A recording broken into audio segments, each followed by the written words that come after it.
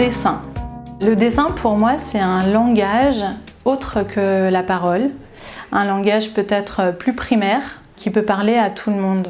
J'ai l'impression que grâce au dessin on peut parler directement d'émotion à émotion, on peut exprimer une poésie que personnellement je ne serais pas capable d'exprimer avec des mots. J'ai la sensation qu'on a une vision parfois un peu étriquée de ce que c'est que dessiner quand on est débutant, alors que le dessin ça peut prendre des formes infinies, l'éventail des possibles est vraiment très très large. Dessiner ça se limite pas à représenter une forme avec des contours par exemple, ou à utiliser un crayon à papier.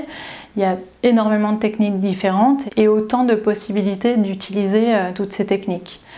C'est vraiment un moyen d'explorer, d'expérimenter. Et c'est aussi un mode d'expression très direct, plus rapide, peut-être moins impressionnant que la peinture sur toile ou que la sculpture. Les supports sont plus accessibles. C'est une expression qui est plus instantanée, plus spontanée, qui me permet à moi en tout cas de favoriser l'exploration, l'expérimentation. Dans Éclore, je propose plein de manières différentes d'aborder le dessin et la forme, et parfois des techniques, des méthodes qui se contredisent elles-mêmes, mais c'est aussi pour montrer qu'il n'y a pas de règle absolue, qu'on peut explorer une technique, on peut maîtriser une technique, et ça ne nous empêche pas de la remettre complètement en question pour essayer l'inverse de cette technique. C'est tous ces outils qui vont venir nourrir notre expression et nous permettre de trouver la nôtre. Sensation. Quand je dessine, j'essaye de partir de perception intérieure, de perception physique. La sensation, les sensations, ça peut même parfois remplacer l'idée d'inspiration. Quand je crée, c'est pas forcément dans l'idée d'avoir une idée géniale et de la mettre en forme, mais c'est beaucoup plus avec l'envie d'être le plus proche possible de mes sensations et de les traduire. Le dessin, à la fois me sert à exprimer ces sensations et à les nourrir et à les favoriser. Le dessin, c'est aussi un amplificateur de sensations. Dans Éclore, j'ai tourné plusieurs propositions autour de cette idée de sensation, notamment faire un dessin avec la perception intérieure de son corps, ou dessiner avec comme fil conducteur des émotions, ou encore essayer de traduire la sensation d'une chose, la sensation physique, de la douceur, ou de la rugosité, ou du piquant, etc. Jeu. Le jeu, c'est ce qui nous permet de remettre de la légèreté dans nos pratiques artistiques.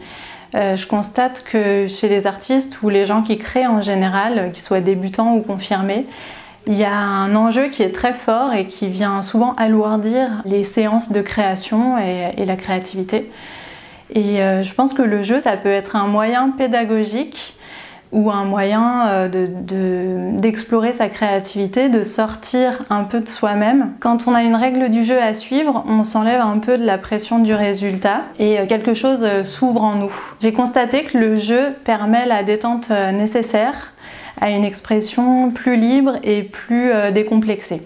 En tant qu'enseignante, j'ai eu l'occasion d'expérimenter l'idée de créer des petits jeux de cartes qui apportaient des contraintes ludiques. Et le fait d'avoir cet outil intermédiaire entre moi et les étudiants, ça allégeait l'ambiance de la classe. Et c'était comme si chaque contrainte tirée au hasard leur était destinée directement. Les étudiants investissaient beaucoup mieux cette contrainte qui leur était adressée comme personnellement. Plaisir. C'est une notion que j'ai eu envie de mettre au centre d'Éclore. J'ai eu envie de donner vraiment toute son importance à cette idée de plaisir parce que j'ai la sensation que c'est une notion qui peut avoir assez mauvaise presse. On a l'impression que de favoriser le plaisir, ça peut nous entraîner parfois sur une mauvaise pente.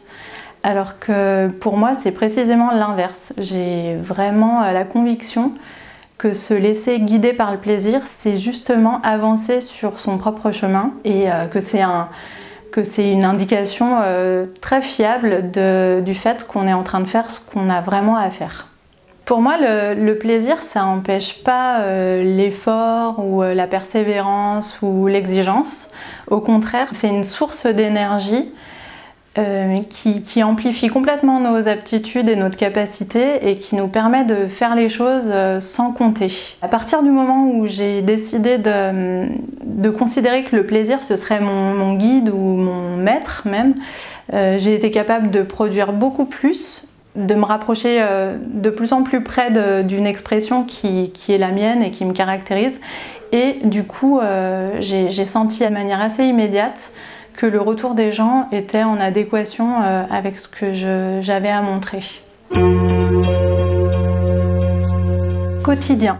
Tous les artistes ont aussi un quotidien, vivent aussi un quotidien, et on a tendance à l'oublier, à penser que la vie des artistes est faite que d'événements exceptionnels. Mais en réalité, je pense que se préoccuper de comment on gère notre quotidien pour laisser de la place à la créativité dans notre vie, c'est certainement beaucoup plus utile et nécessaire que de faire en sorte que notre vie soit tout le temps exceptionnelle et sur les chapeaux de roue.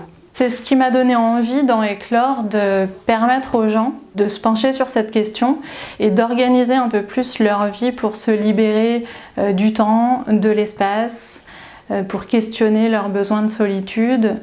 Je pense que c'est vraiment important de pouvoir observer comment on gère notre temps chaque jour et avoir un regard un peu extérieur là-dessus et prendre des engagements envers soi-même et aussi envers les autres peut-être pour se créer vraiment cette bulle de temps, cette bulle de création que la vie moderne ne nous permet pas forcément de manière spontanée et naturelle.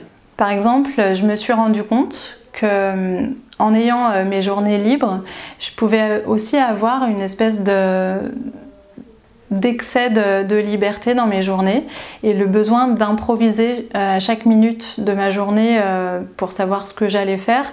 C'était pas forcément très intéressant et productif. Du coup, j'ai décidé de me donner des horaires de travail et de décider que, par exemple, de 14h à 18h, c'est mon temps de création, mais que le reste du temps, la matinée, c'est fait pour faire d'autres choses, pour sortir de l'atelier, pour faire tout ce qu'il y a à faire aussi dans une maison. À partir du moment où j'ai organisé un peu plus mes journées comme ça, j'ai considéré que ce travail, c'était un travail comme un autre et que je ne ferais pas l'impasse sur cette demi-journée de travail quotidiennement. J'ai imaginé qu'Éclore pourrait être un moyen de se donner un rendez-vous qui nous convient, soit chaque jour, soit chaque semaine, pour se donner la place de créer. On tire une carte ou on tire 4 cartes selon la méthode qu'on choisit. Et ce rituel nous permettra de nous organiser pour le reste de la semaine et pour savoir à quel moment on va s'aménager une séance de création, soit chaque jour, soit une fois dans la semaine, soit une fois par mois si c'est notre réalité.